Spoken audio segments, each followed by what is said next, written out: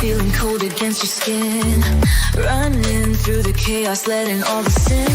Temptation in a bottle, ready for the night. Craving for the thrill, it's time to ignite.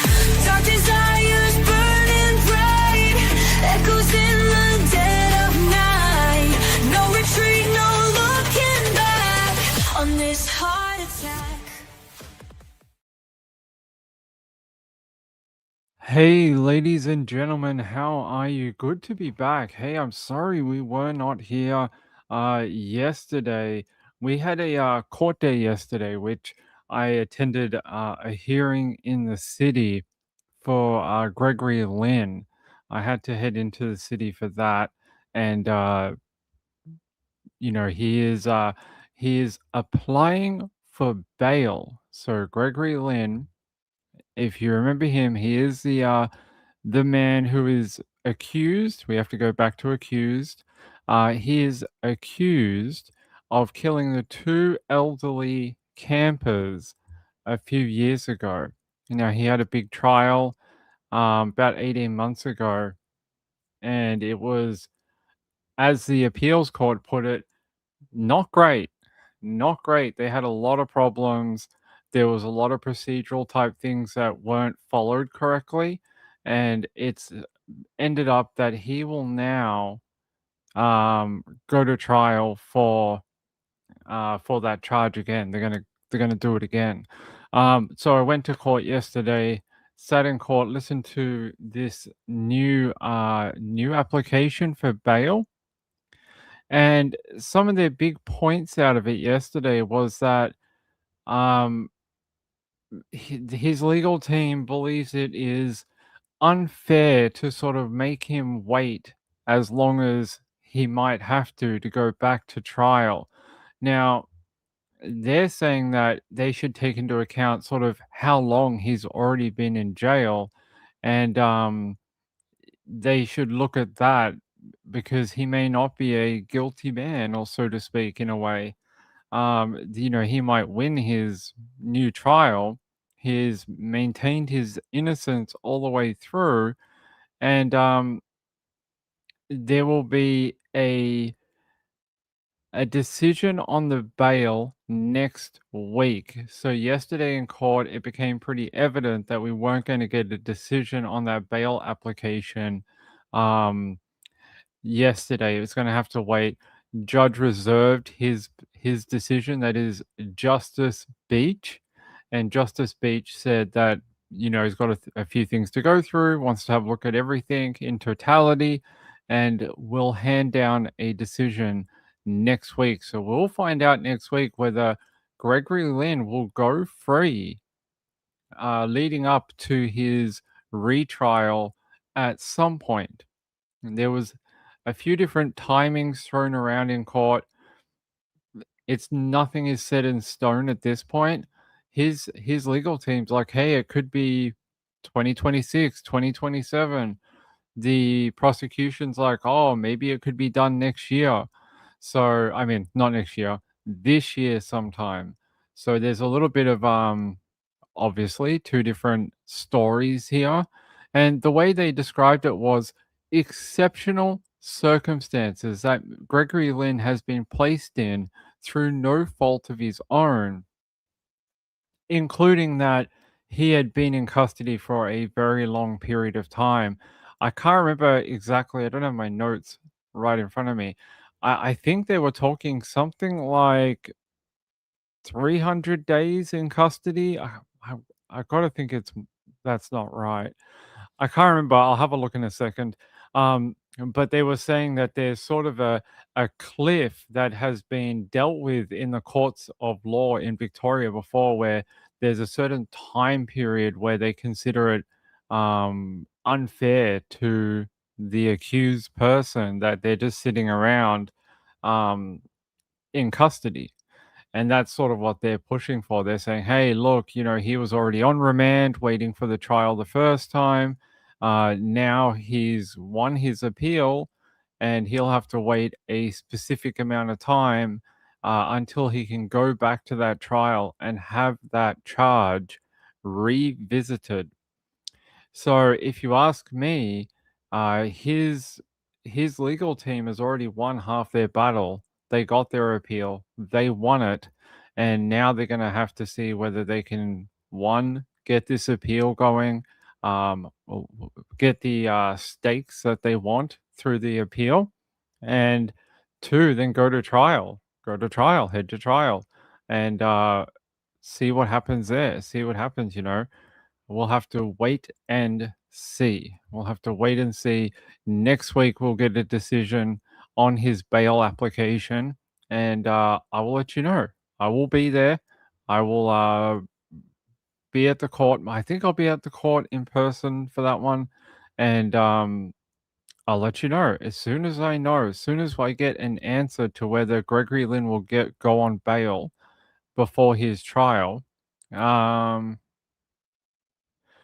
Yes, Supreme Court Judge David Beach said that there was a possibility that the trial could be held in the middle of this year, around August, and they were talking about this, what they call clear air, and it basically means that there would be about 6 months or so where it should die down a little bit in the media and give the sort of clear air effect before they head to that trial. So we'll have to see what they think about that.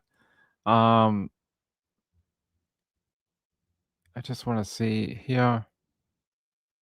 Yeah. So yeah, they're talking about this clear air effect, and they talk about it here that um you have this safety mechanism in place where confidence can be assured that the media reporting thus far, putting aside the 6 or 7 months of clear air before a potential retrial, will not result in unfair trial to the accused man. Basically, that the media reporting would most likely maybe die down in that 6 to 7 months before he may go back to trial if it was to happen this year.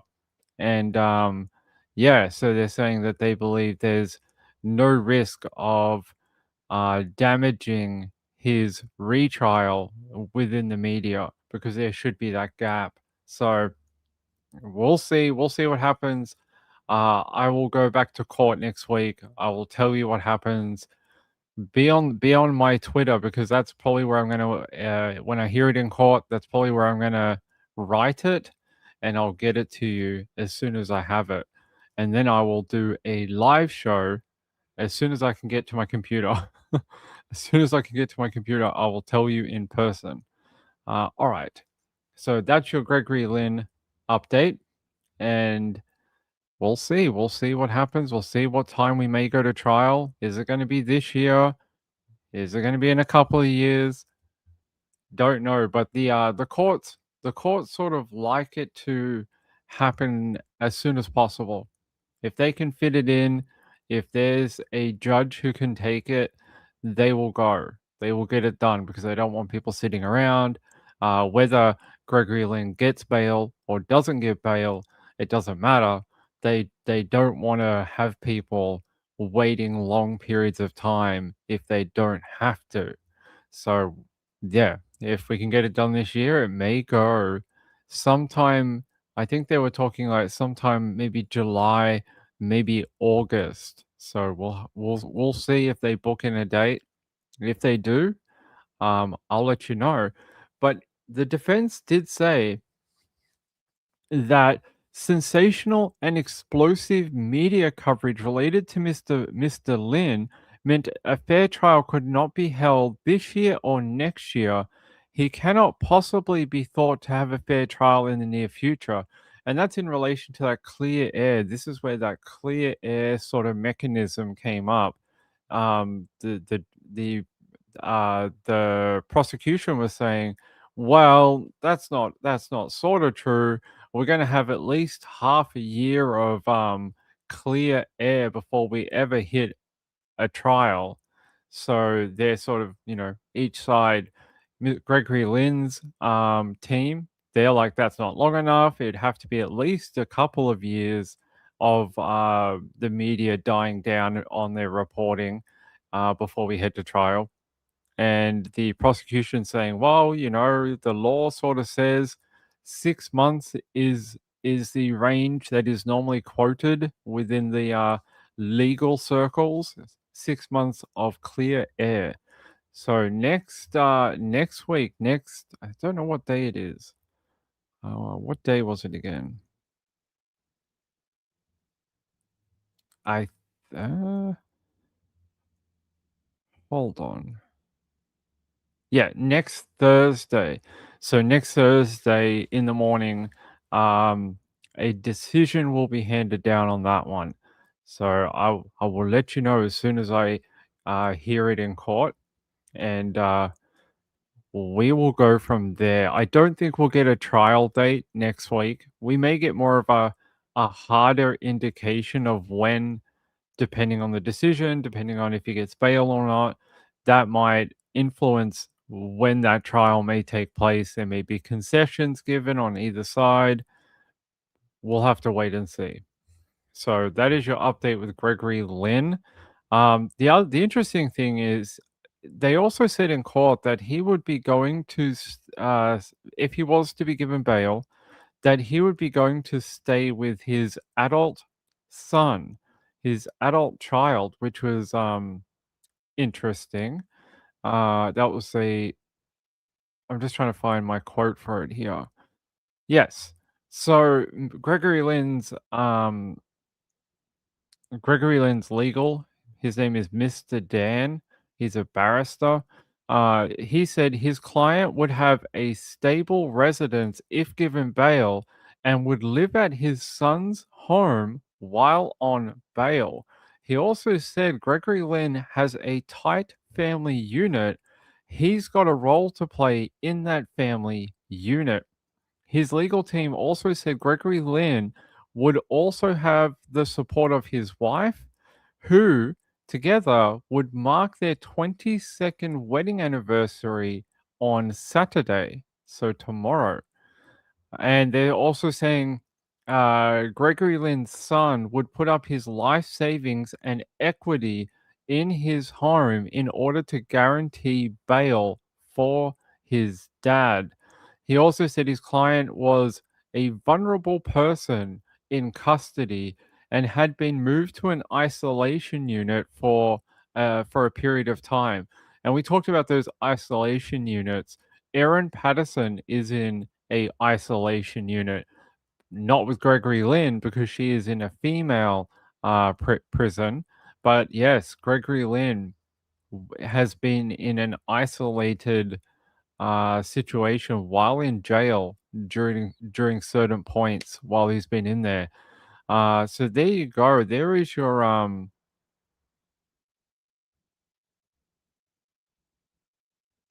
I've got one more bit for you here. So the prosecution said, in their belief, the high bar of exceptional circumstances were not met, and that the bare bone facts of the case were serious enough to deny bail. And they go on to say here, it was his shotgun, he was present, and there was post offense conduct which we submit was extreme. That is true. I mean, if you listen to Gregory Lynn and some of the evidence that has come out for the original trial, from the mouth of Gregory Lynn himself, I mean, you can't deny that he was there. He did have a gun, and he did it. He did at least admit to doing some acts post conduct or post offense. So they're not lying. It's just a bit of a fact, really. So they have a point that it would be probably considered on the extreme end of offending, and that would have to be taken into consideration. All right, that's your Gregory Lynn update. I know not the most exciting of updates ever, but we have to keep up with everything.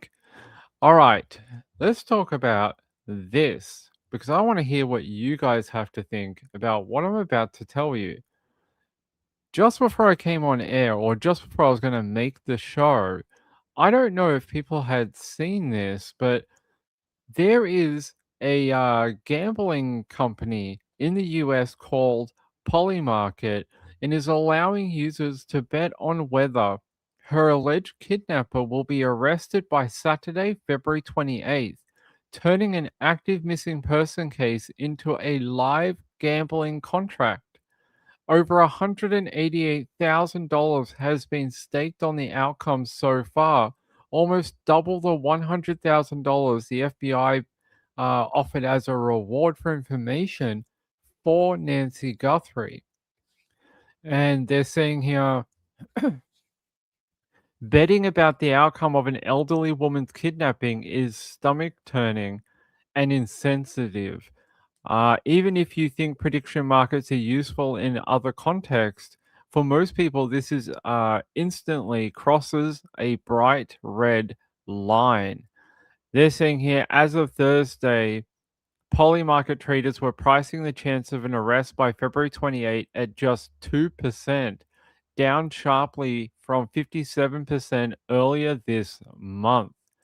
Anyone who backed an arrest when odds were far higher earlier in February now faces losing their stake if no breakthrough comes, while those betting on no arrest stand to profit. And here they have a little photo here.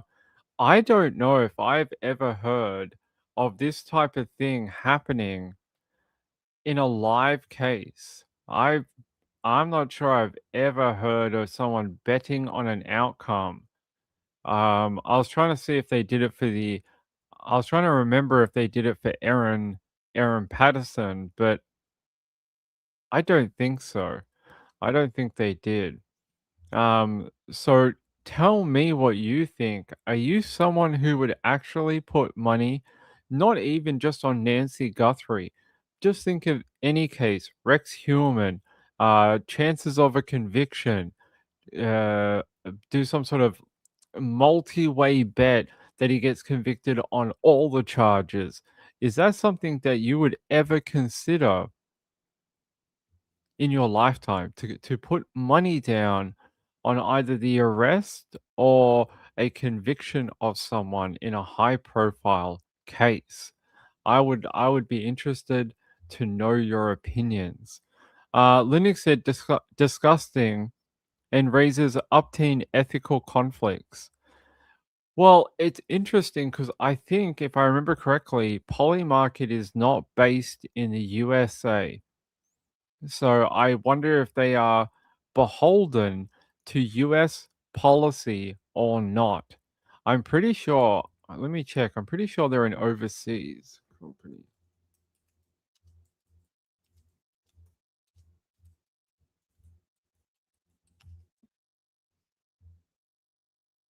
Polybet is from Germany. So it is from the EU. It is not an American company, so I don't know if that makes them applicable to US laws or not, and what German laws might be for this type of thing. Gail said, "Sounds like you need to go to Gamblers Anonymous if you are betting on that." Hmm. I don't like. There are some people who believe it is almost like live statistics of what the public think. It's almost like doing a poll. And because people are putting money behind it, it's almost like a more truthful public sentiment compared to just doing one, say, on YouTube or Facebook or in the local paper. And this is a way of seeing how the public are reacting to the information around the case. I'm not saying that I'm advocating for it, but it's interesting. Linux said, if that's allowed, then can people bet that a country will have more than 300 murders in a year?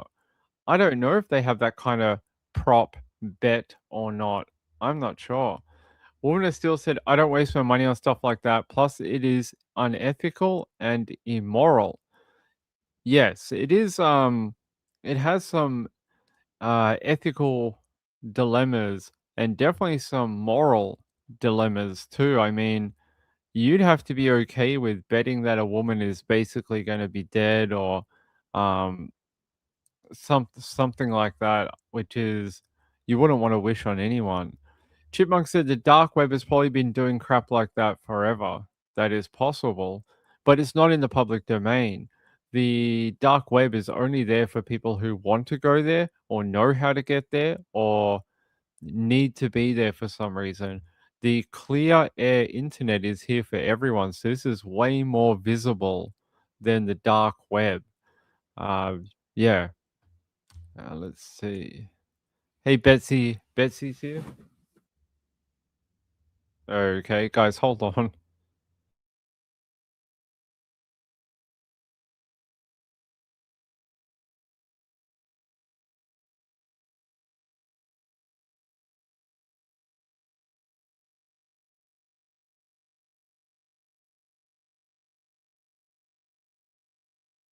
Sorry about that. My cat just knocked a bunch of stuff over and I wanted to go pick it up. Chipmunk said they would be ticked if it was their family. Thick narcissists. Well, that is true. I don't think anyone would like anyone to be betting on whether a person might be arrested in the death or kidnapping of a loved one. It's pretty awful.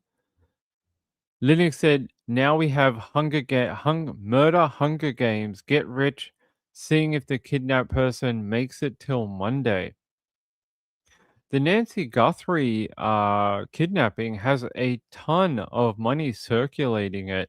When you think of where we've come from early Feb, you've got Bitcoin, you've got Monero, cash, $1 million, $100,000 offered by the FBI, $1 million offered by the family.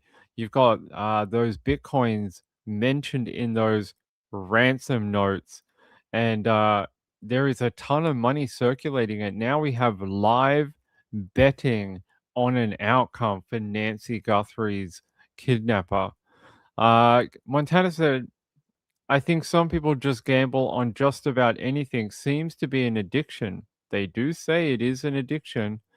Warner still said they can bring bad karma, like lying and saying your mom died so you can get a bereavement leave and you go on vacation instead. That is one way to compare it.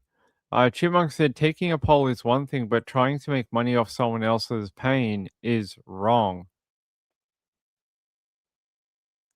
Then how do you feel about a newspaper company? Newspaper companies deal in selling advertisements to advertisers to plaster all over their news stories. They could be like, 5-year-old is found, horrifically killed or whatever. And they'll have like 20 ads surrounding it that they've all paid for via companies. Like companies have given them a lot of money to run these ads. That is taking money to profit off other people's pain. The whole news business in itself, when we have war and, countries are invaded, they sell crazy amounts of ad time on the TV, on newspapers, and they make billions every year on other people's pain. So, Chipmunk said, "Yeah, sadly, the world is strange in what makes money." Yeah, I find it interesting how that might work. Kim said, "YouTubers clickbait." Yes, that is true. Foster said, "I wish it was illegal." I don't know whether I'm not sure even if in America you could. I guess you could. But it's interesting that this company is not based in the USA. It is based in Germany. Um, Let me look it up. Polybet.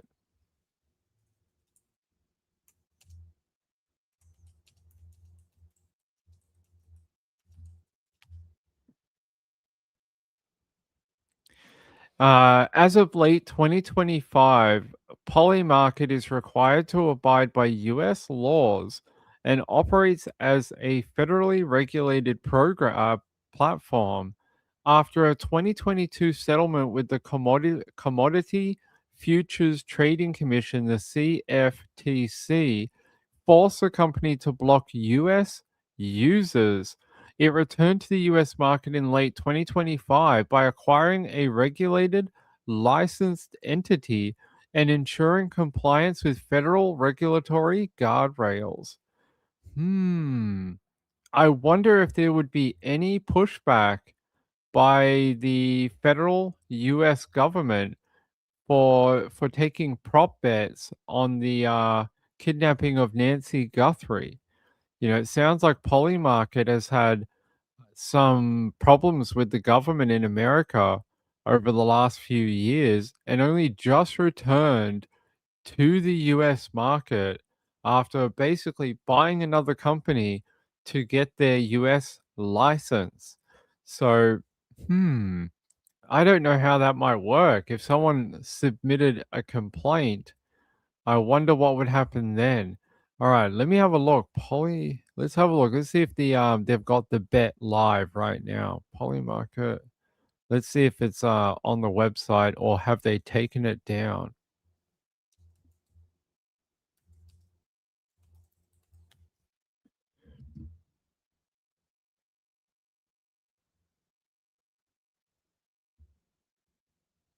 I'm trying to see if I can find it. I may not be able to.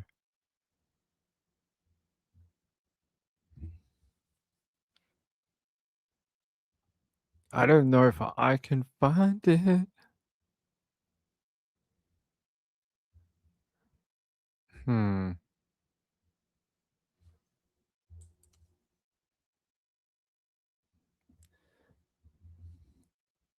All right, there is I got access denied. I got I got access denied. Let me see if I can get to a different one.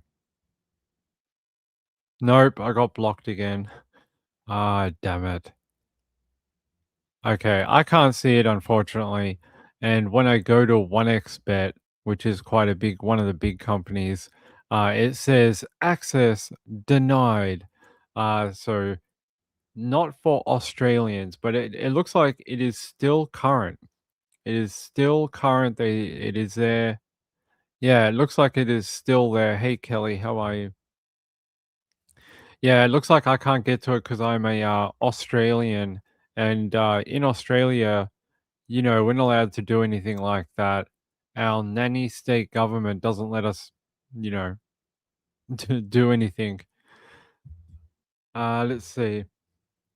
Kim says, let's bet on the company being sued. Well, we could. We probably let's put a $500 bet on that. So that's my update for that. The Nancy Guthrie thing feels like we are in a meat grinder at the moment. It just feels like we go like every day. It's like a washing machine. We go around the washing machine and we go around and people make videos and there's nothing there and Brian Enton makes another video with another uh, guest or something talking about some aspect of the case, and it concludes to nothing. It is just becoming a little repetitive right now with the Nancy Guthrie thing, with the void of information. There's just so little to actually talk about at the moment, unfortunately. It's been a little dry. Let me see. Let me go over here.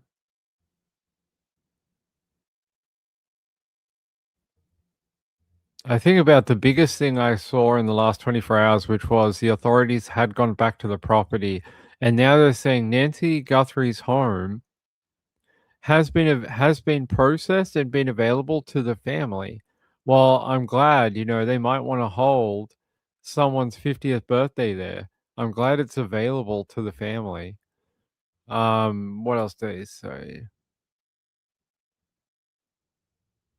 Yeah, that's it. Sheriff just said that even though authorities have come and gone, they have been asking permission to go to the property when they need it, but it has been to the family. Warner still said there is legal betting in Australia, though. There is, but it's a lot more strict than in America. What is going on? I don't know. What did DJ say? I don't know. Um, Laura, tell me what you would like, my friend, and I will get it for you. Okay. Yeah. Anyway, that is it. I just wanted to bring that up because I thought it was interesting that some weirdos out there would actually spend money to bet on an outcome for a missing woman, which I think is very sad. I think it's, just not very nice. What is this? Hmm? Hold on. There's a new video. Okay, let's go to KTVU. I haven't seen this yet. Let's have a look. KTVU, Fox 2, San Francisco.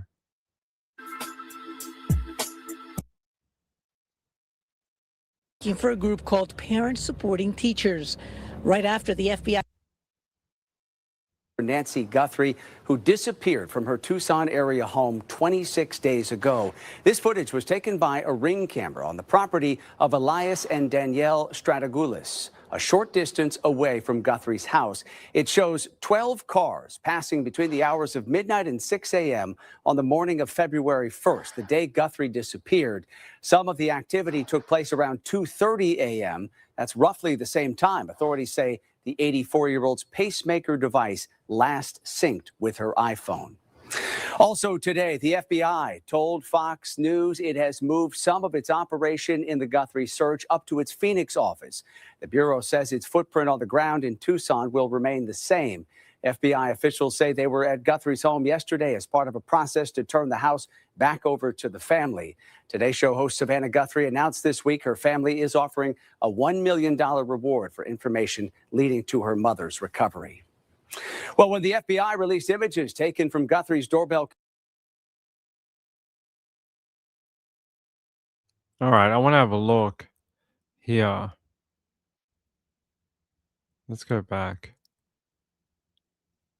No, that's not it. Where is that other video? There we go. I mean, it's interesting if they could find one of the cars that sort of went into the area sometime before their timeline, and they can tie it to them leaving after 2:30. That could be something. I mean, I guess they could get a description of the vehicle. I don't know if you'd be able to see a license plate from. You got so many cactus blocking it. Let me see if you can. I don't think you can. No. You might be able to get a description of the vehicle. I don't know if you'd be able to read a license plate though. No. That's very annoying. But it might be the clue of a type of vehicle. That's more than we have right now. I wonder if we'll hear about this in the coming days about some kind of model of vehicle.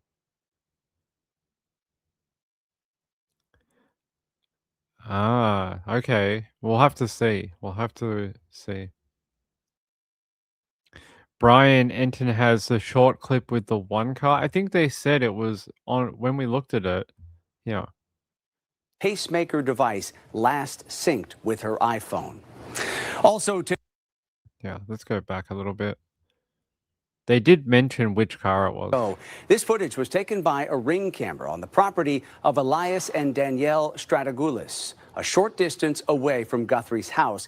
It shows 12 cars passing between the hours of midnight and 6 a.m. on the morning of February 1st, the day Guthrie disappeared. Some of the activity took place around 2:30 a.m. That's roughly the same time authorities say the 84-year-old's pacemaker device last synced with her iPhone. Also today, the FBI told Fox News. There you go. Warner Steele said, "Did you see Brian Enton's video the other day about tunnels running under the road? He walked with them with the camera operator. I saw something that he did. He also went over into Mexico. I saw the one where he actually went into Mexico, across the border. You know what I found interesting about that? That he was okay going into Mexico with no passport and was able to cross back into the USA with no passport. I would have thought for sure you would need to have that on you to get back in with how tight they've been on security with everything near the border. I was really surprised that you can do that. Like you could just go shopping for the day in Mexico and walk straight back over with like just a driver's license. I would have thought there's no way you could do that. Hey Dragon, thank you for being yeah, thank you for the thumbs up. Um we still haven't broken our record of 200. I would like to see it. One day we'll get there if people actually remember to hit that thumbs up like our friend Dragon did. Hopefully everyone else will too. Kelly said the drone footage of them walking around the house and in the back was interesting. I don't know if you heard this, but they said that they brought the car in with a highly tinted vehicle and then shut the door like the roller door behind them. I wonder if there was somebody else in the property, like one of the family. I wonder if they had a family member there. Obviously not in this photo right here. This looks like investigators. But I wonder if there was a family member inside the property. To give them access, to show them things from the property, like mom did this or mom did that. I'm not sure, but apparently they had a highly blacked out SUV. Cali Girl said one interesting post I saw was speculating that there was a Faraday blanket in the backpack. I've heard this theory a bit. I mean, it's possible. You can get a piece of aluminum foil and you could be like, "Oh my god, he has a Faraday blanket," because that will work as well, a piece of aluminum. So, boss of FBI or the family? I mean, it could be. Did anyone hear that the boss of the FBI was in Arizona? I mean, I know he went to Arizona like a couple of weeks ago, but I don't know if he was in Arizona yesterday. I'm not sure. Um, I don't understand how DJ sent you links. I thought the links were blocked from the chat. I thought you can't do that in the chat. All right. That is my update on it. I'm not going to do too much more. I feel like it is just beating a dead horse to go over it really anymore, really. What does this say?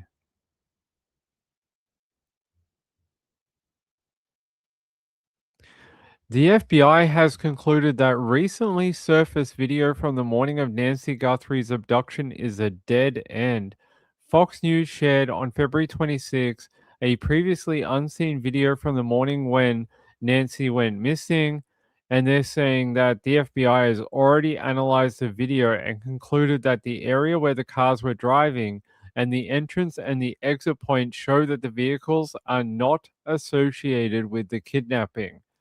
So, as cool as that video it is not going to take us any closer to the kidnappers, unfortunately.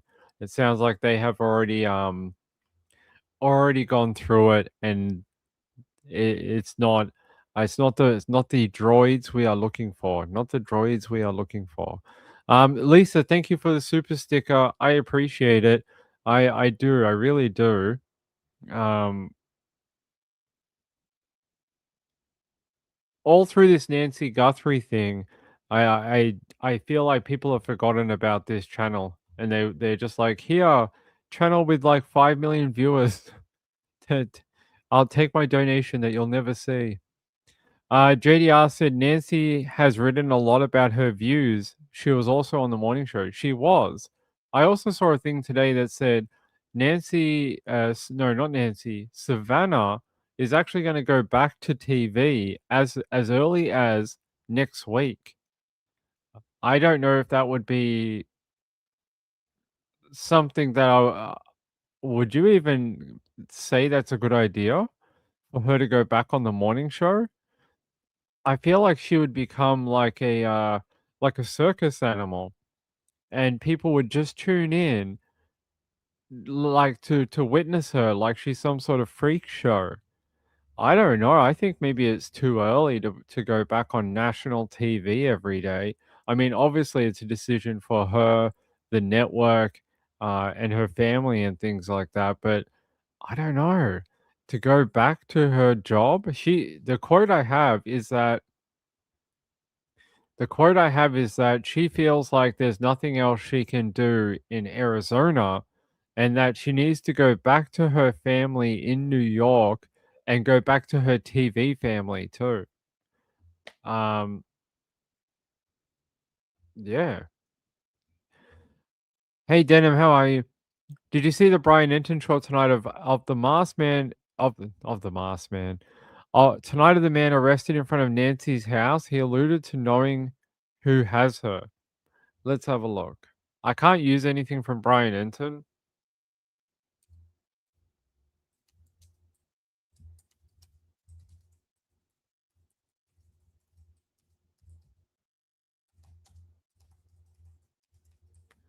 Let me have a look.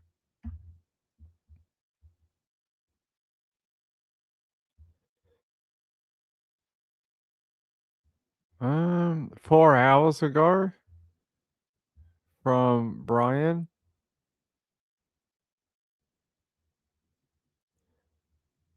Okay. Not loading for me. Hold on. Let me see if I can find it and we can have a look. Suspects. Last man.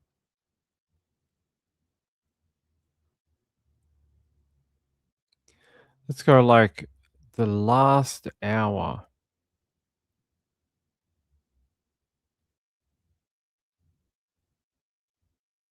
No, it's not showing up for me.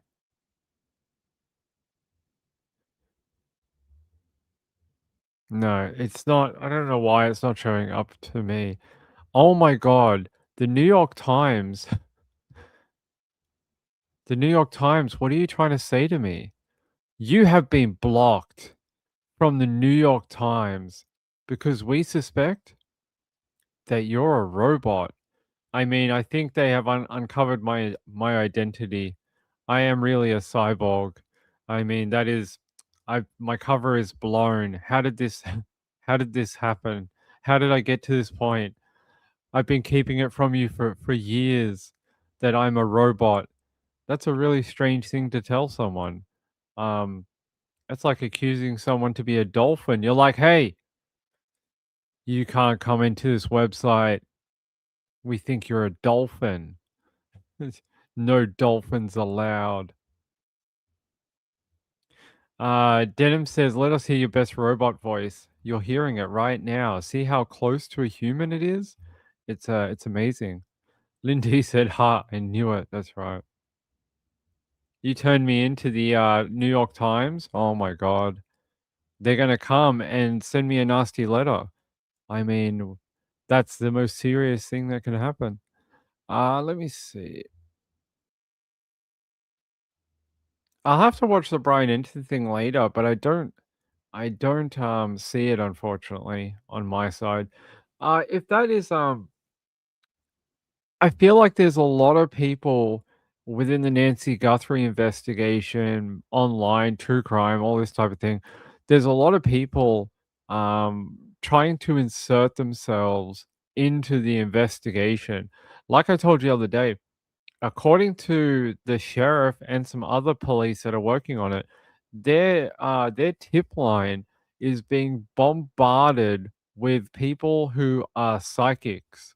I'm not joking. apparently there's people calling in saying, "I had a vision.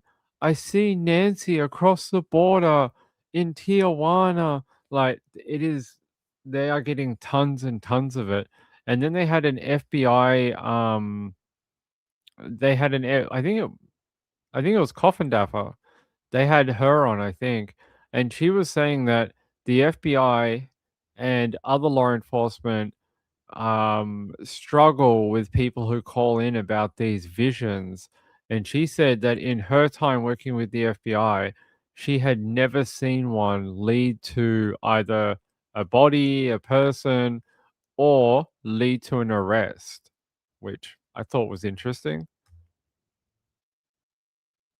TADR said maybe that mushroom case changed everything. That is true. It turned me into a robot. Um, it was all the mushrooms. That's right. And Linux said magic 8-ball gurus have come out of the woodwork.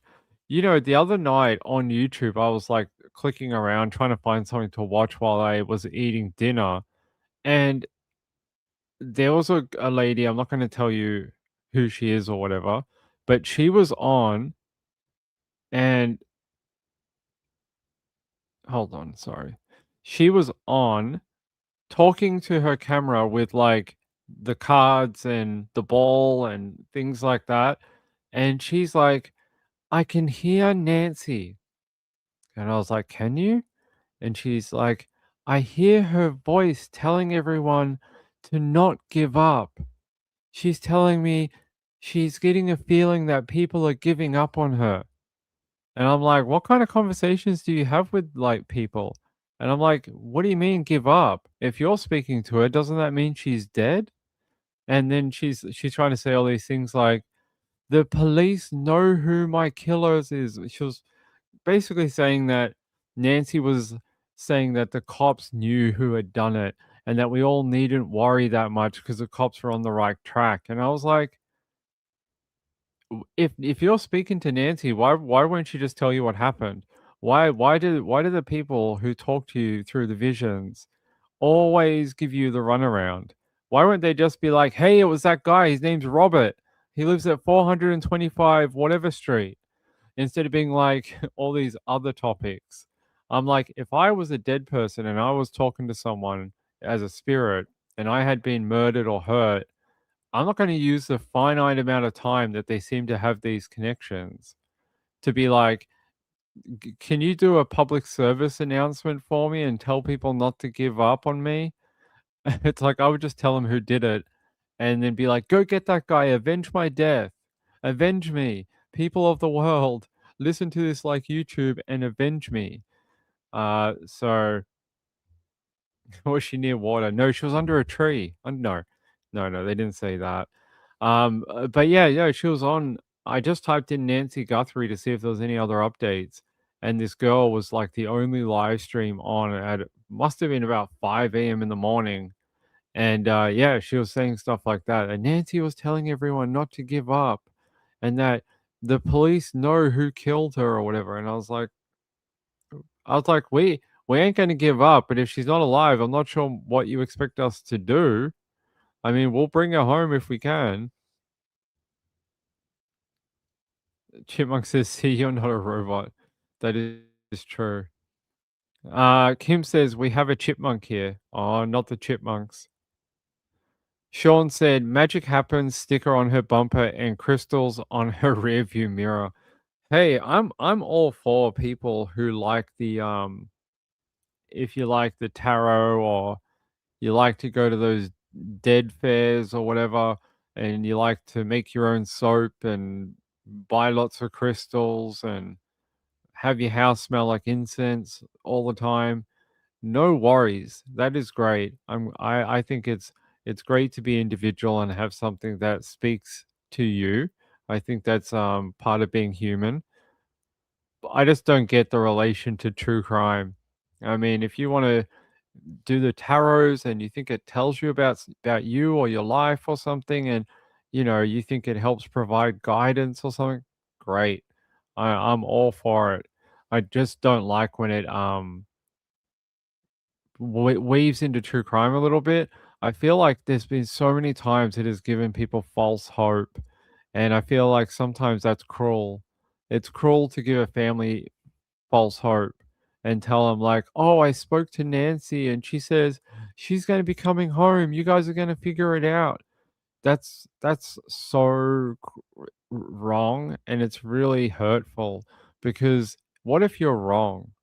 What if you're wrong and somehow the family did watch it and you got them thinking, "Oh, maybe they are coming home." Like, I would hate to be a person responsible for that because you'd have to live with that for the rest of your life that you gave a family of not even Nancy, a missing girl, you know, a teenager who's disappeared, their son has gone missing.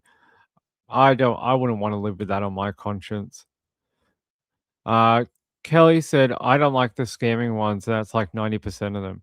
I'm sure there's one in a million that actually can do it. I'm sure there's probably is. I don't know if the majority of them can. Kim said, "Psychics for entertainment only." That is probably true. Kelly said, "Oh, I don't know what that's in relation to." Laura said, "Sylvia Brown is the one that was wrong so many times and hurt cases." I don't even know who that is. Who is Sylvia Brown?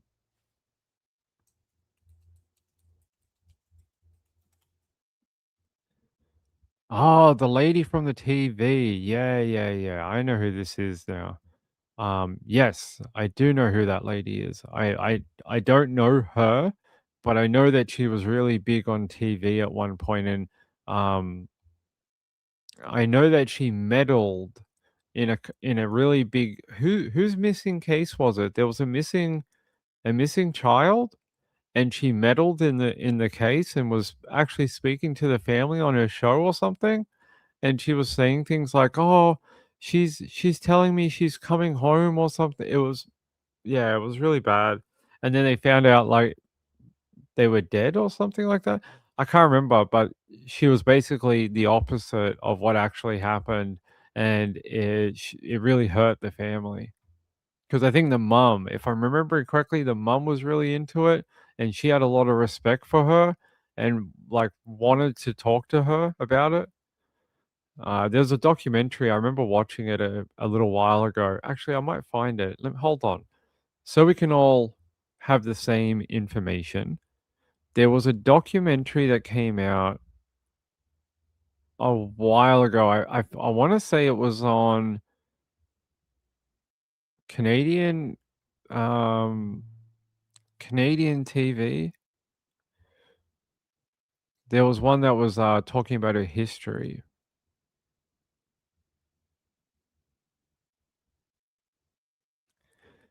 It might be How a Psychic Scammed America. That might be the one. There's probably been a couple. Let's have a look. That might be it. So if you guys want to watch the documentary about it, but yeah, I watched a little bit of it too. Diane said it's normal to hang on the slightest hope. Yeah, it is. And I think if your child had been missing for I don't know, like think about like months or years or something, and then this person's telling you, "Hey, there's hope." Of course you'd want to believe.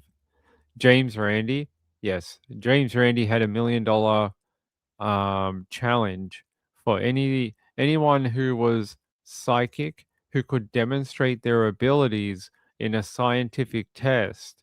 They could have $1 million, and I think the entire time he was alive, they actually ran experiments, and no one was able to claim it. No one, no one even got close. Now, one of the ones that he's quite famous for, he did a test with people who can do the divining, or what do they call it? Divining with the the sticks or the bit of metal, and they try and find water.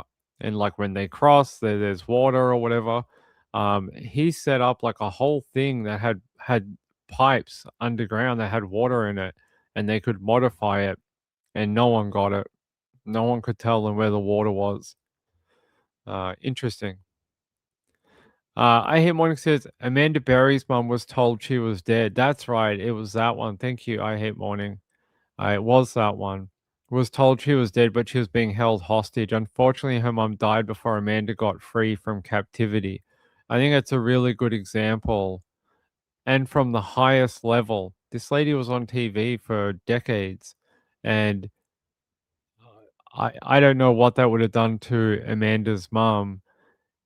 You know, she never got to see that her daughter was actually alive and actually got freed. Amanda Berry, that day where she was freed, is so I was around true crime when that happened, and it was amazing.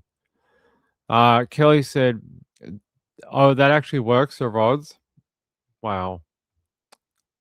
Let's agree to disagree. Chipmunk says some rods move the right way. It depends how much Viagra you give them, then they move. Especially if they're a little old or had a bit too much to drink or, something like that. All right, all right. Let's keep going. Let's keep going. All right. You remember those guys? You remember the kidnapping of another person? 85-year-old Chris Bagzarian. Do you guys remember this from the other day? They found his body. They arrested the people responsible. One of them didn't know how to wear pants, and we made a lot of fun of them. Wow. They have been unmasked. Unmasked. Hold on.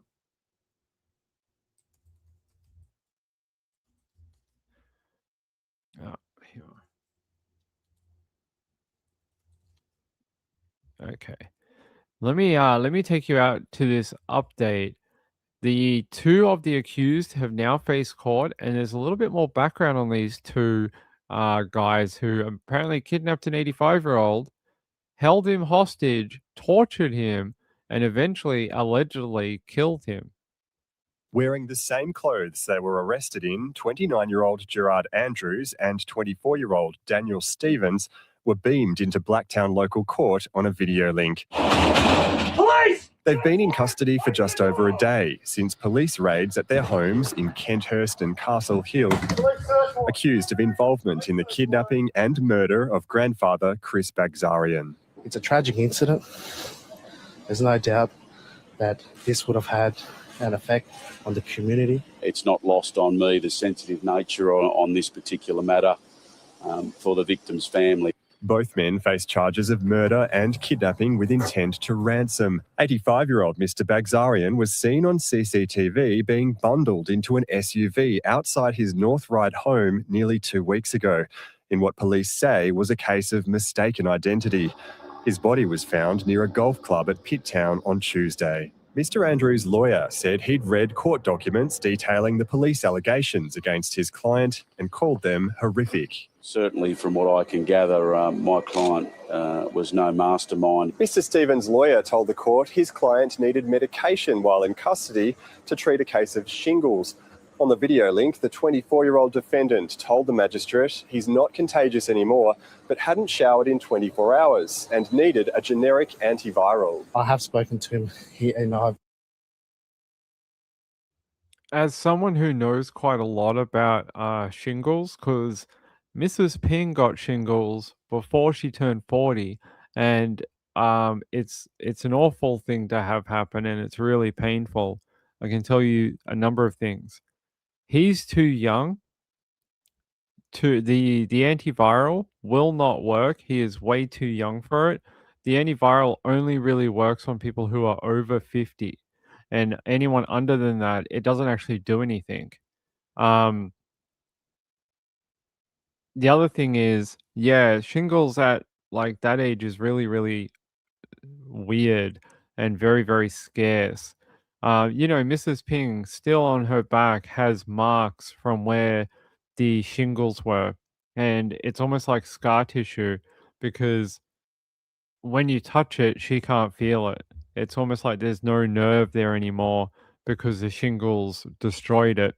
And yeah, she can't feel anything in the spots where she had it. She had a really bad case of it too. So Gayla said my daughter had shingles and got the meds. We spoke to the doctor, And apparently she said that the actual antiviral for it was designed for people over 50, and for people under that, the the efficacy of it is almost zero. It's almost zero, and a healthy person's system is actually way better than the antiviral when you are young. And she's like, she would not give it to Mrs. Ping because she's like, there's no point. It doesn't do anything for young people. Kelly said, my sister had them when she was like 54. They're so painful. Mrs. Ping had all these different types of painkillers, and she said they did nothing. She said they did absolutely nothing to help. And it's interesting because, as you know, Mrs. Ping has been through a lot. She's been through a lot of different pain. And for her to say that shingles were the most painful thing she's ever had, I believe her. She's like, I never ever want to have that again. JDR said I had shingles in my head and got the med right away. I hope you got out of it quickly. Acyclovir is acyclovir. Is that what it's called? All right, let's watch the rest of the video. He understands the seriousness of the matter. He understands the nature and the gravity of the allegations. Allegations which could lead to more arrests. Jamie McKinnell, ABC News, Sydney.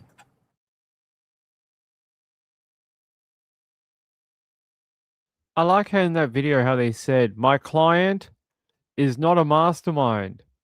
Well, no duh. I think we all gathered he wasn't a mastermind when he couldn't wear his pants. I think we all gathered that when we're like, no, there's the guy, doesn't even know how to wear pants correctly. Yeah, we all figured that we didn't need his own lawyer to tell the world that his client is not a mastermind.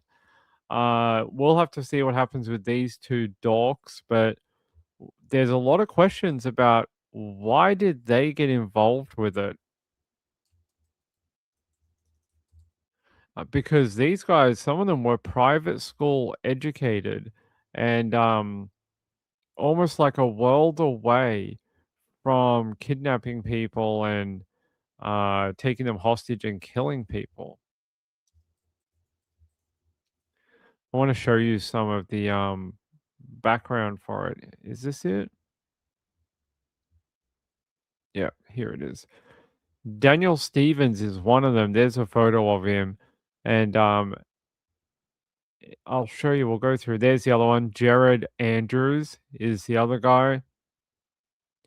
There he is with no pants. There's Andrews, Mr. I don't know how to wear pants.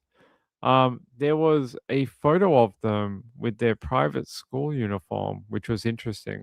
I don't know if it's in this article. It may not be. But basically, they're still not sure why they did this as such. They're saying here officers allegedly collected a range of evidence tying the pair to the alleged crime scenes during the 11-day search, including one of the men's DNA allegedly discovered on duct tape found at Mr. Bagzarian's home. Investigators also allegedly found DNA on a cigarette butt inside a torch car tied to the alleged plot, along with some of Mr. Bagzarian's clothing and carpet from the Dural property where the grandfather was initially taken. I said when we learnt about the Dural property, I said two things. I wonder if they left anything behind that could be tied to either of the people who kidnapped him, or did they leave evidence behind that Mr. Bagzarian was dead? And I think they must have. They're saying here prosecutors allege Andrews and Stevens agreed to carry out the kidnapping, which was allegedly advertised in an underworld chat room on the dark web in exchange for $30,000.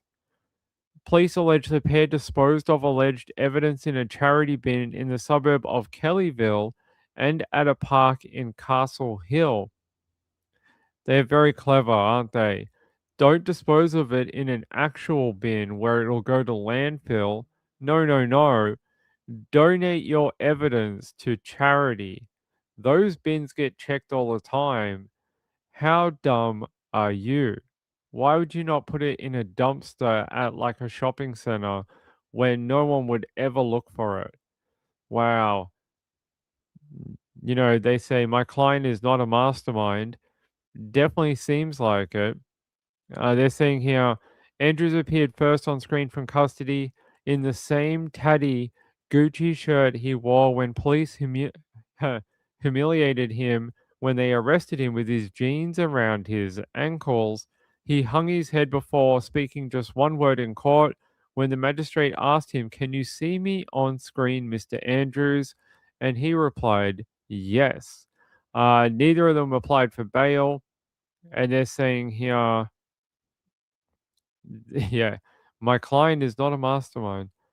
Let's see. One of them said he said that from what he could gather, his client was at a low level in the alleged plot. I think if you abduct an 85-year-old man and are alleged to have killed him and then dumped his body, I don't think that is low level. And then he goes on to say, my client was no mastermind in respect to his involvement in this particular matter, but we will wait for a brief and take it from there. No, no, not a mastermind, not at all. Um,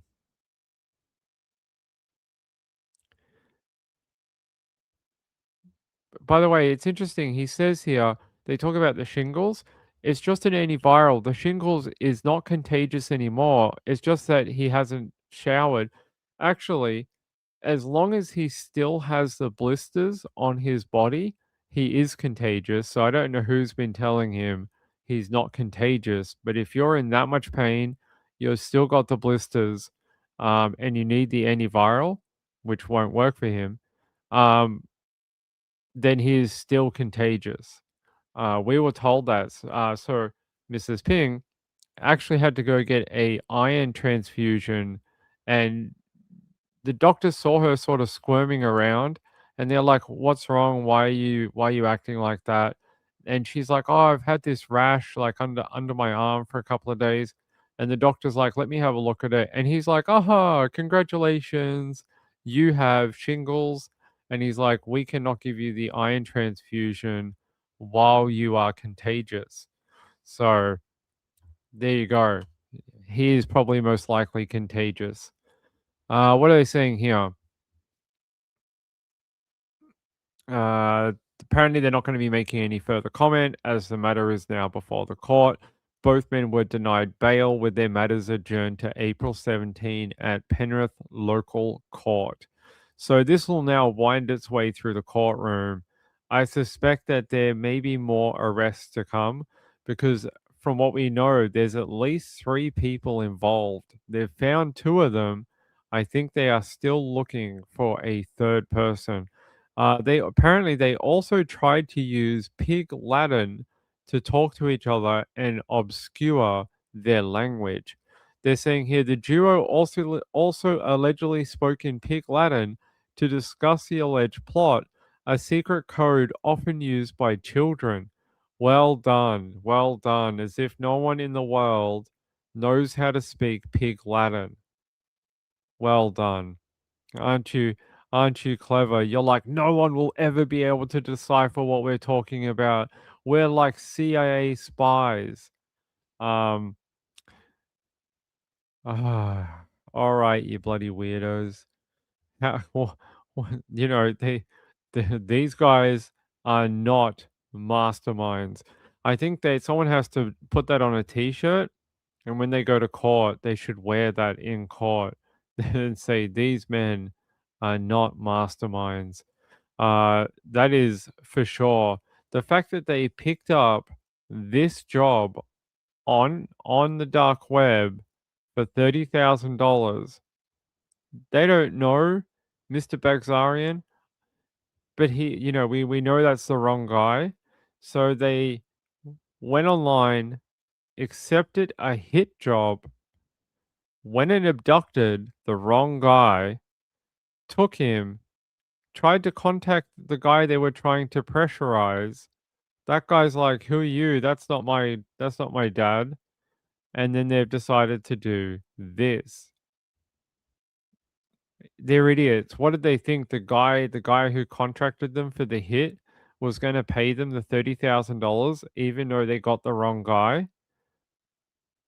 what, these guys are maybe some of the dumbest criminals ever. They should have just let him go. As soon as you knew that he was not the guy you were supposed to have had, you should have just dumped him somewhere and got out of there. Now you're going to be looking at a murder charge and prison. So they probably would have gone to prison anyway, but probably only for a few years for abducting him in the first place. Now they can kiss like a good majority of their life away because they decided to continue on with the abduction. We talk about dumb criminals, and these two are up on the list. We talk about a lot of stupid people, but these guys are pretty up there. they're, they're pretty up there. All right. Let me see what else I have. I just want to see if I got a better update about the court bit for it. Let's see.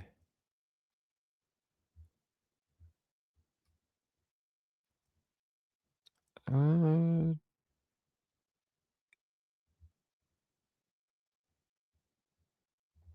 Give me 1 second.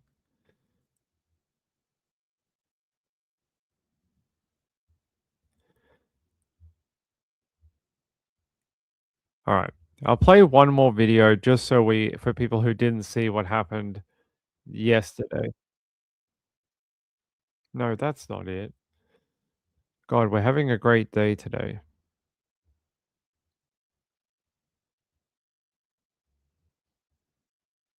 Clementine Cuneo has the latest on the mistaken identity killing that's horrified Sydney. Good afternoon. Police were taking no chances when they stormed two Sydney homes this morning, one here in Kenthurst and another in Castle Hill. Dozens of heavily armed tactical officers made their move just after 6 a.m. Police! Third floor! Open the door! Darling, crack it. Get in. A 29-year-old taken into custody from Kenthurst and a 24-year-old at Castle Hill. Relatives in shock. Police allege these two men were involved in the kidnapping and murder of 85-year-old Chris Bagzarian.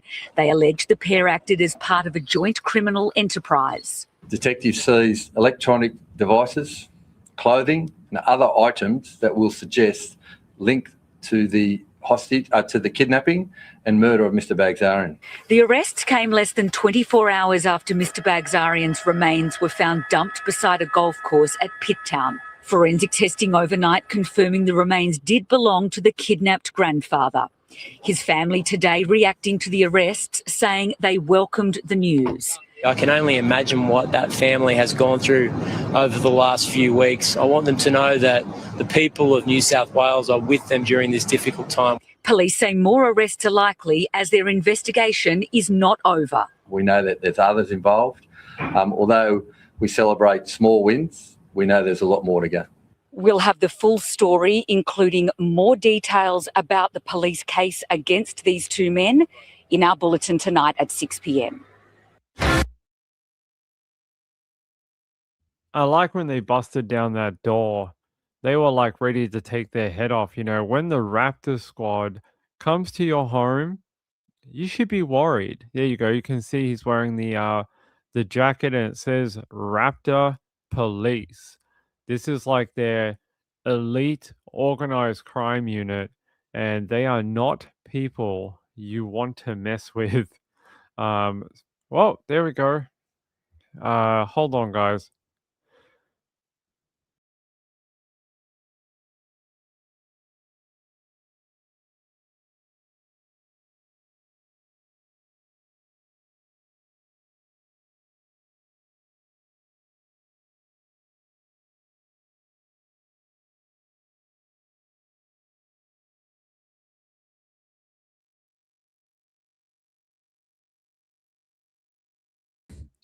Our camera fell.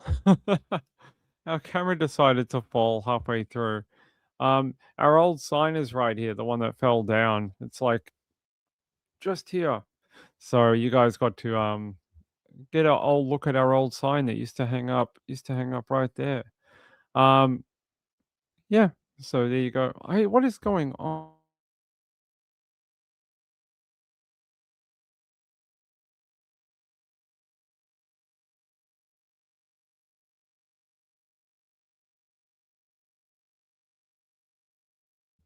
I'm not sure what's going on.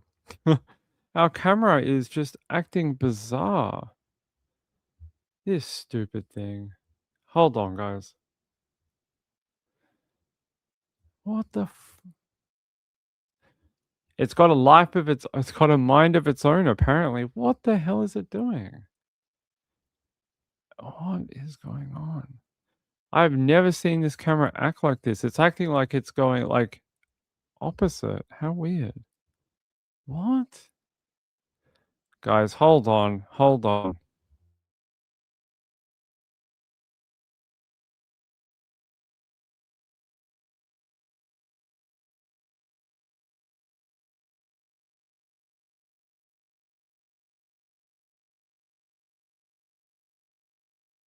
We have to reboot it. I'm not sure what it's doing. It's like it's possessed. It's like it's possessed. Yeah, maybe it thinks I'm a robot. It's trying to get in touch with me. What is it doing? Maybe we got 2 of these open. No? Okay.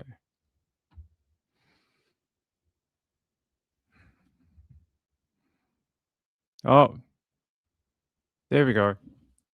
Stay. Be a good camera. Don't be running away anymore.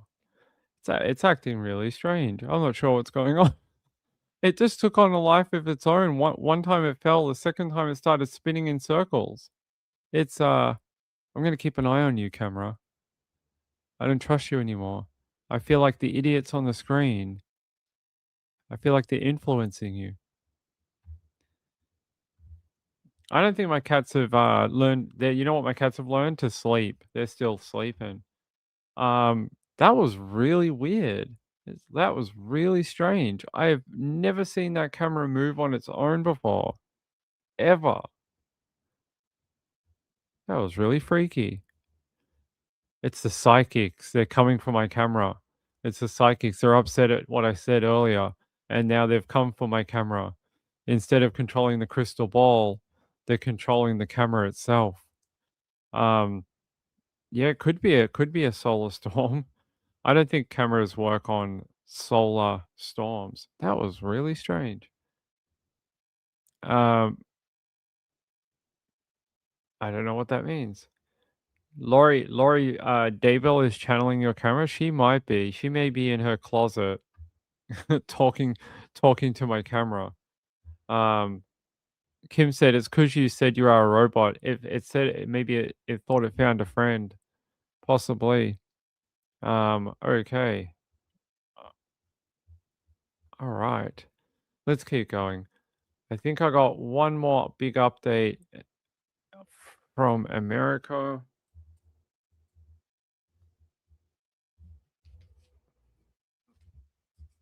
And then we can wrap up for the night. So hold on, let me get that for you.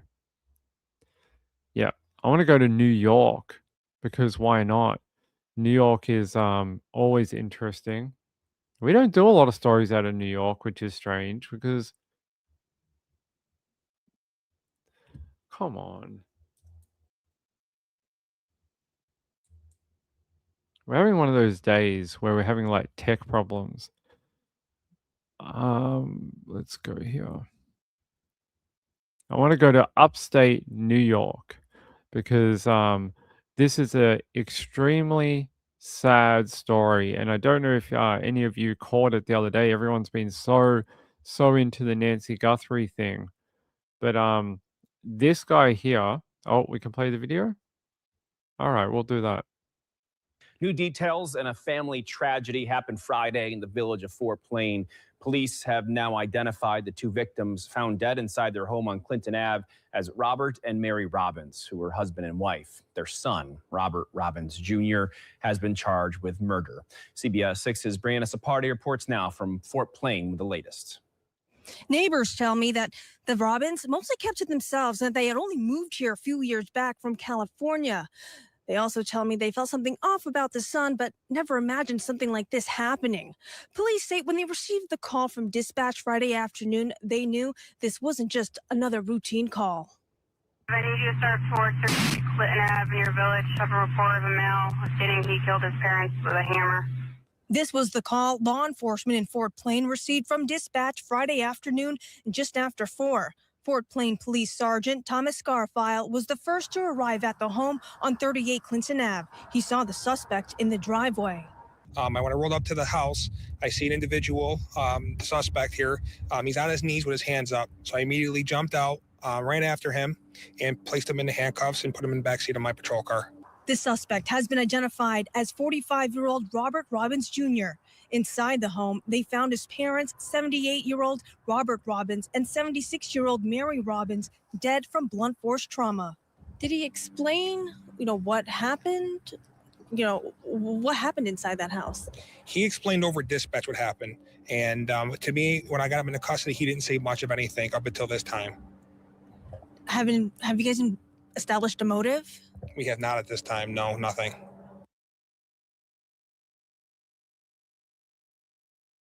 I feel like this year has been filled with either children killing their parents or parents killing their children. It's been the first 3 months of the year have just been full of it. This guy literally called into 911 dispatch and said that he had killed his parents with a hammer and said officers found the bodies of 78-year-old Robert G. Robbins Sr. and 76-year-old Mary A. Robbins. Robbins Jr., their son, has been charged with 2 counts of second-degree murder. He ended up being arraigned, and he's currently in Montgomery County Jail. They will not be giving him any bail at this time due to the severity of these crimes. Have you guys ever responded to the home before, prior to this incident?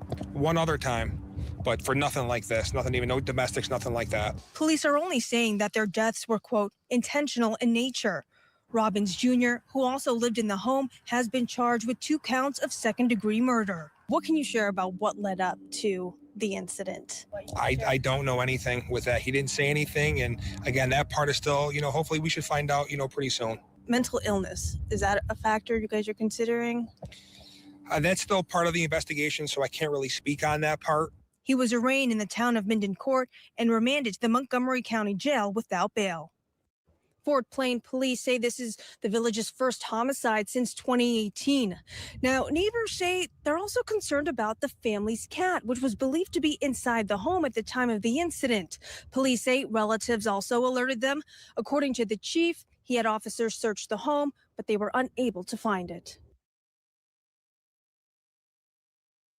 So not only his parents, but there's also a missing cat. They can't find the family animal.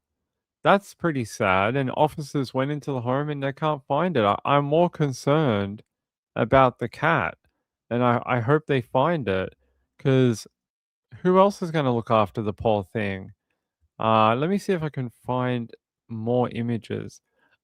I'm concerned about why this guy is smiling in his mugshot. Look at this. What are you doing, buddy, smiling in your mugshot? He's so happy he just killed his 2 parents. How often do you see a mugshot where someone is smiling in a Tyvek suit? This guy's literally grinning from ear to ear while wearing a Tyvek suit. That is very strange. Yeah, that was so strange. I've never seen that camera move. That camera has done 1,000 hours of live streaming. It's never moved ever. And then all of a sudden it fell, and then it started actually spinning. It's bizarre. Hopefully it's got all the gremlins out now. Yeah, so Robert G. Robbins Jr.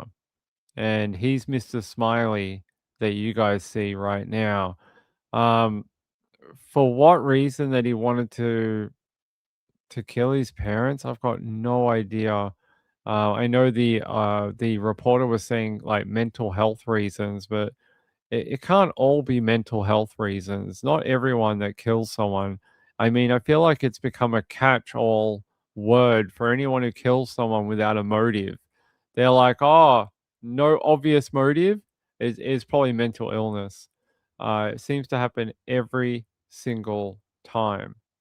Every single time they can't find a motive, they're like, oh, it's probably mental illness. They're like the guy's happy. Oh, it's definitely mental illness. He's obviously got the illness of the mental. I mean, I don't know.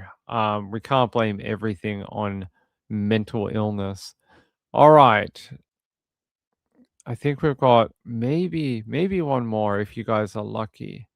So there was a woman who went missing a number of years ago, and they've just put up a big reward for her. They have put up a $50,000 reward. Hold on. Let me see if I can find the latest one for you.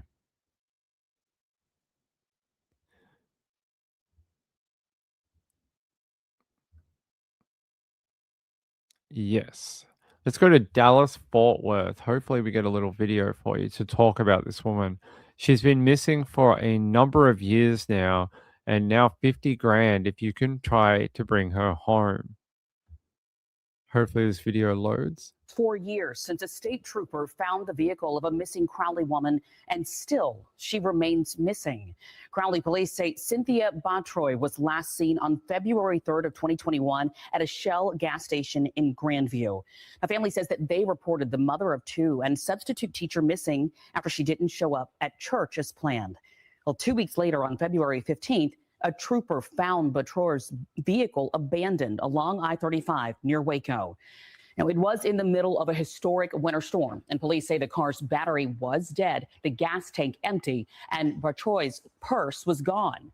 Police say despite some tips, searches for her have not provided any more clues. And her mother tells us that they believe more resources should have been used in the search. They are now offering a $50,000 reward to find her. At this point, we've kind of acknowledged that we may not see Cynthia alive again. Mom, what's that thing you always say that you want to either see her or? If she's missing, then I want to see her bones. I want to kiss her bones. And if she is around somewhere, I want to see her walk through my door. Together, they have created the Find Cynthia Coalition, not only to find Cynthia, but to advocate for other Black women and people with disabilities who are missing. This month, they're hosting a social media campaign urging people to share pictures and stories of Cynthia to raise awareness. I feel like that's a long time to be missing, especially when they found the car already. Let me get out of this. It's a very sad story. Cynthia was last seen 10:35 p.m. on February 3rd, 2021 at a Shell station on Kreiner Street and I-35 West in Grandview, Texas. The gas station in Grandview is about 25 miles south of Crowley.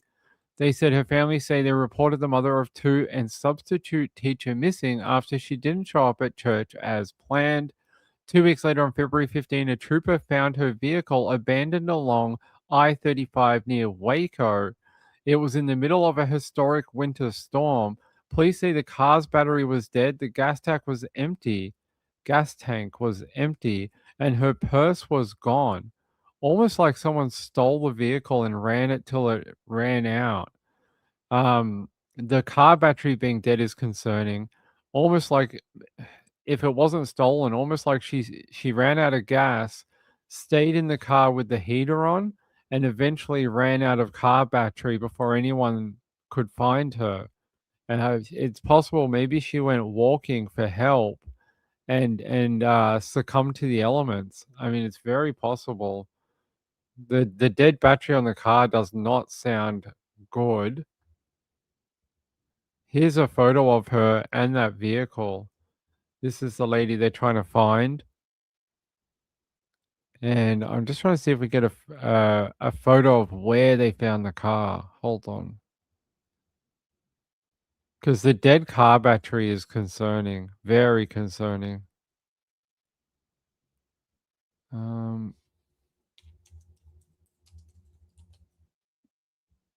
No, I kind of wanted to see what it looked like, where they found it, not just the car itself. That's a shame.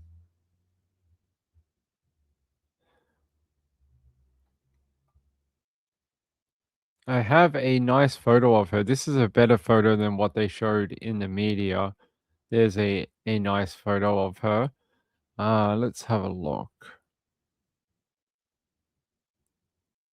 They're saying here, she was last seen on the Shell gas station surveillance footage. That doesn't make sense, does it? If she was at the gas station, how come she didn't get fuel for the car? Apparently, her phone was reportedly discovered at the gas station. Cynthia's son reported that his mother never returned home after running errands that day. What else do they have?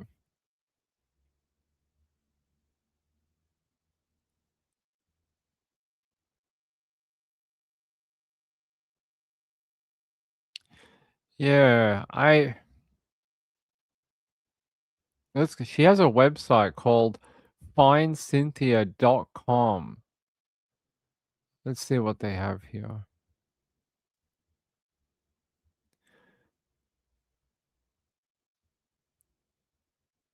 Okay. So Cynthia's soon-to-be ex-husband tells Cynthia's family that she's in a local hospital. All search efforts for her cease as everyone believes she was found. None of Cynthia's immediate family live in Texas. The final hearing on Cynthia's divorce was supposed to occur. Cynthia is presumed to be in the hospital, so the hearing is rescheduled. After calling local hospitals for days, a nurse takes pity on the family and shares the truth. The family finally learned that Cynthia was never in the hospital. She was never there and has been missing the entire time. Her family contacted the authorities, and then from February 11 to 20 in 2021, a historical winter event occurred that set many records. A deep freeze engulfed the entire state of Texas in ice and snow. Many lost power for a week or more. On February 16, Highway Patrol found her car in McLennan County at 2:35 a.m. It was parked on the highway near mile marker 355. The battery is dead and the keys are inside. This would have been during the historic winter snowstorm. Cynthia's car was found in the middle of the night with the keys inside. Cynthia has poor night vision, so they are suggesting that she would not drive at night. Although police knew the car was found, they didn't immediately notify the family. Police didn't view the vehicle until several days later. The family didn't find out until February 25 that Cynthia's car was found. Cynthia's cousin found the posting online and the family confirmed with police.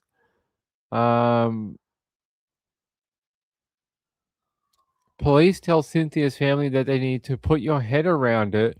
Cynthia is not coming home anytime soon. Police also stated that Cynthia walked away from her car and went to start a new life. That doesn't seem like the type of thing that cops would tell you. That Cynthia would go off and start a new life. I've never heard a cop. That's awful to tell a family. Oh, you just have to get your head around her never coming home. You know, she's gone off to start a new life. I think that's very unprofessional. That is horrible. Family and friends asked the Crowley Police Department to conduct a DNA test on Cynthia's car.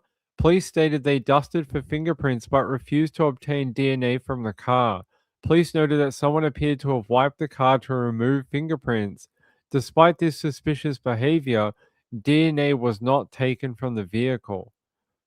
In May of 2024, years later, an FBI agent was assigned to her case. The FBI agent went to the Crowley PD and received a 75-page police report. As of February 2026, the FBI agent has never called any of Cynthia's family members or friends. Despite having an FBI agent, Cynthia's supporters are still very concerned about the lack of an investigation. The Find Cynthia Coalition proactively called the FBI agent and shared concerns about the investigation and offered additional information to review. The coalition asked police to review the following for clues: Cynthia's laptop, Cynthia's storage, insurance policies paid out because of her disappearance or death. Despite Cynthia being missing for 5 years, Crowley PD stated repeatedly that there is no evidence that a crime has been committed, so they will not be reviewing her laptop, storage, or researching insurance policies. The F is wrong with this police department. Why won't they investigate properly? That is stupid. Won't take DNA from the vehicle. Won't look into her laptop. Won't look into her phone. Won't investigate any insurance policies taken after her death. It is very suspicious that she had a divorce proceeding coming up. That is normally, we've read so many stories where a woman has been killed days out from a divorce court day. I don't understand. Yeah, it sounds like they dropped the ball here. The ex might know something for sure. This woman deserves to be found, and she deserves justice as well. It's very, very sad. I don't know why they're just so intent on doing nothing, basically not willing to help him at all. But they have now put up $50,000, probably out of guilt, to try and find her.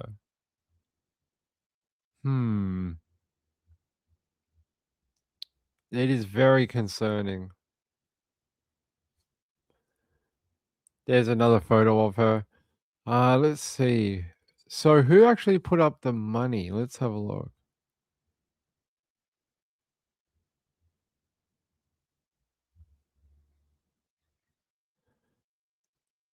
All right. I'm trying to find out who actually gave the cash. Was it the PD or... No. It is her friends. Her friends who run findcynthia.com. It is not the PD or the FBI offering the $50,000. The $50,000 reward is being offered by her friends and supporters, not the PD, not Crime Stoppers, not anyone associated with the authorities. It is her friends. Maybe. He could be. Hey, Green Fairy Light, how are you? Good to see you. Unless she told them herself it was a safety thing. It could have been. Very much could be. I'm trying to see what else we can find about her.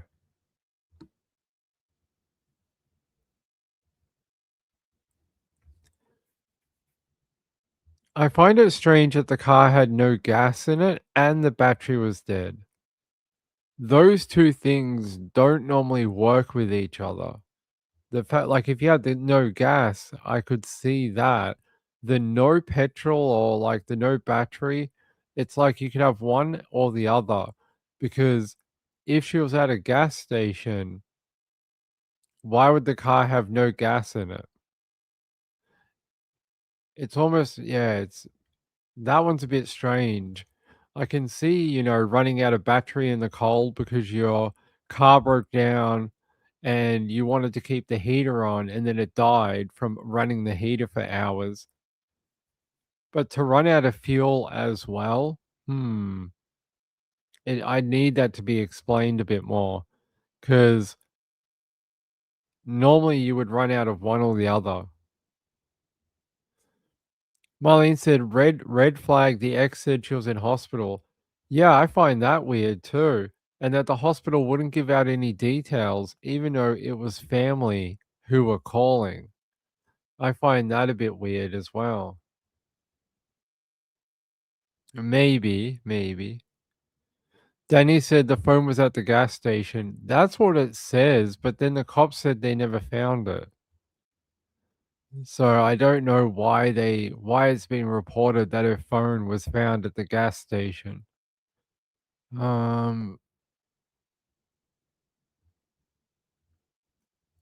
Okay.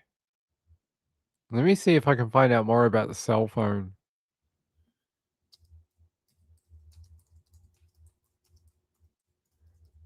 And like who gave that information. So the last CCTV was at the gas station.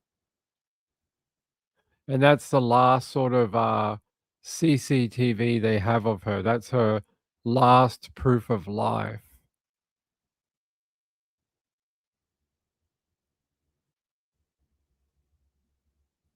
Yeah, I'll show you another photo of her too. We've shown a few of them.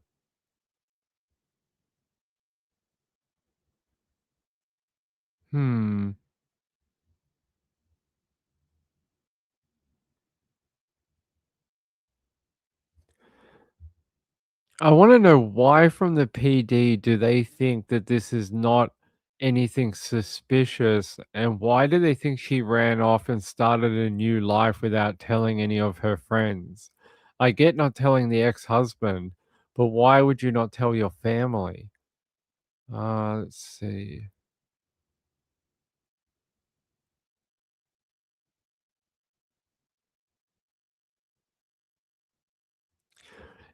So a lieutenant told Dateline investigators have searched for Cynthia in several places.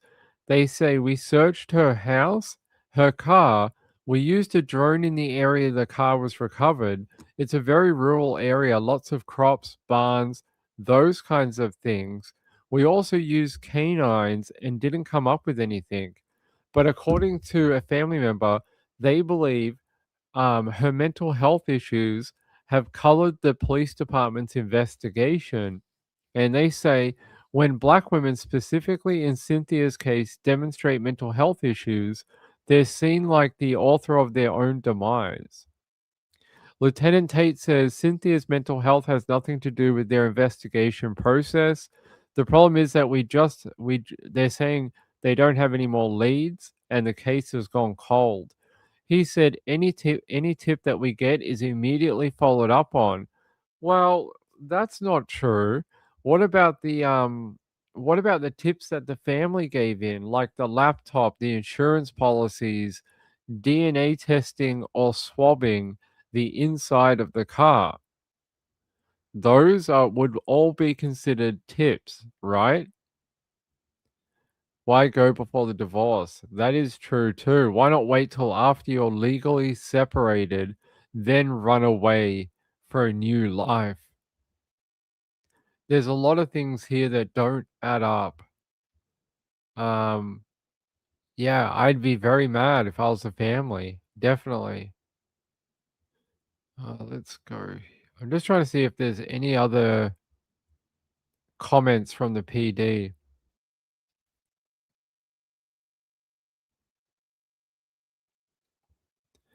Nope, I don't see anything else. Here's a poster for her. There you go. Find Cynthia, $50,000 reward. You can contact any of those websites to report anything. Let's see.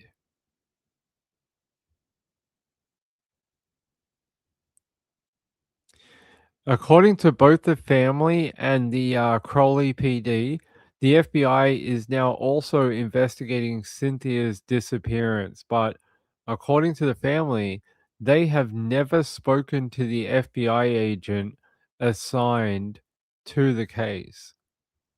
By the way, here's the last known footage of Cynthia at the gas station.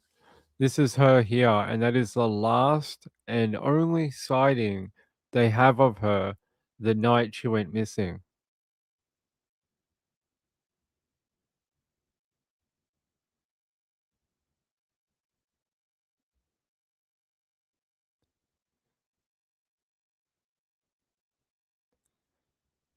Uh,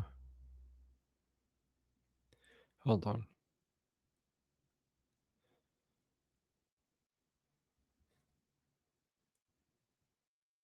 So I'll give you an update on a crime case of my own.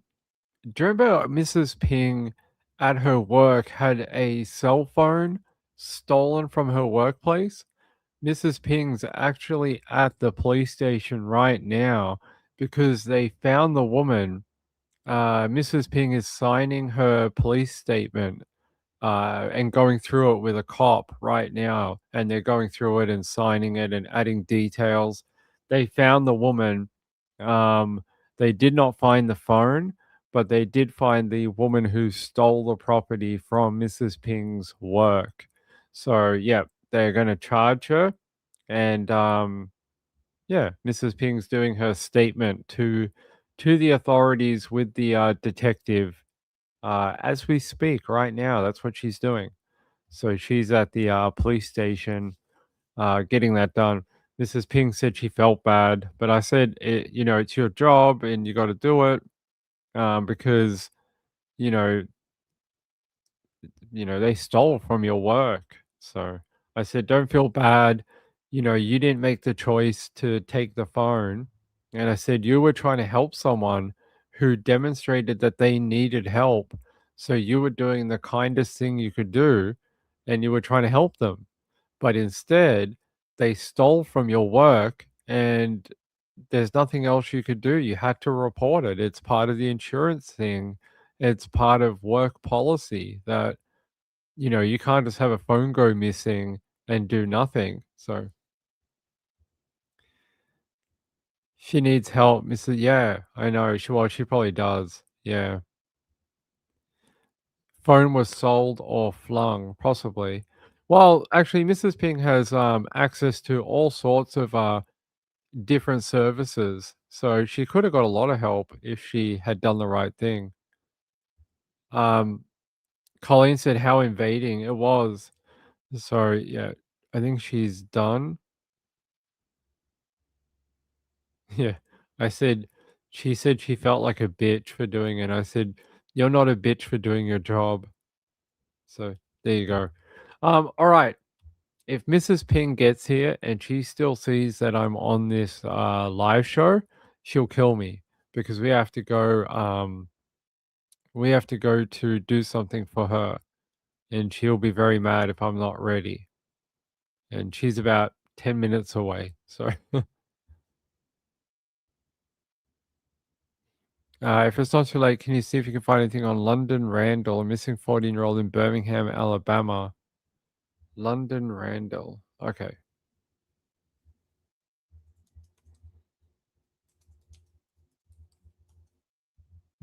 Found safe. They found the 14-year-old.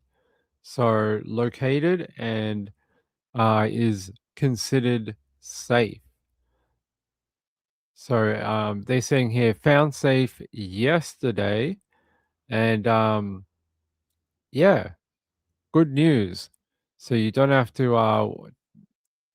worry. They were found by Birmingham police and have been considered okay. I'll show you. Emergency missing child alert cancelled for Birmingham girl. And they're saying the Alabama Law Enforcement Agency and the Jefferson County Sheriff's Office have canceled the emergency missing child alert for a Birmingham teen. Authorities said the 14-year-old London Randall was believed to be in danger as of the alert on Tuesday, February 24. Authorities said Randall was last seen on February 20 at approximately 8 a.m. in the area of Tracy Lane in Birmingham. On February 25, the Jefferson County office said Randall was found by Birmingham police and is safe. So that's good news. Been returned home and is doing good. Yes, maybe she did. Yes, maybe she did. All right. All right. I have to get out of here. But I'll be back tomorrow. Quiet weekend this weekend. No family stuff this weekend. So you'll have me for the entire weekend this week. You'll have me for the entire weekend. By the way, we did have a donation come in after the show, the last show, and it was from Vicky K. Vicky K, thank you so much, my friend. I miss seeing you in the chat. I know it's very late at night for you, but thank you, my friend. That is very kind. And Lisa for tonight. Thank you, Lisa. I appreciate it. To all the people who support the channel, thank you very much. And remember, if you're supporting the channel in the lead up to the trial, you will be one of the people added to the private WhatsApp group for the trial. So I'm going to make a private WhatsApp group for all the people who helped get me there. And you will get the information first throughout the day before the media gets it, before there's a website, before there's any type of like reporting. You will get to know before everyone in the Samantha Murphy trial. So that's a good way of keeping up to date throughout the trial, instead of waiting till late at night when I get home and you know, waiting for the podcast at 8 p.m. You'll get to know some explosive information throughout the day. All right. I love you all. Have a good night out there. Good night, Green Fairy. And I'll see you tomorrow for another show. Hey, Bengal. Yep. Thank you to the mods. They're very kind. Hey, Four Sons Mom. Good to see you. All right. Good night, everyone. Have a great night. Be safe out there. Don't go missing. Otherwise, I'll have to do a show on your case. All right. Bye.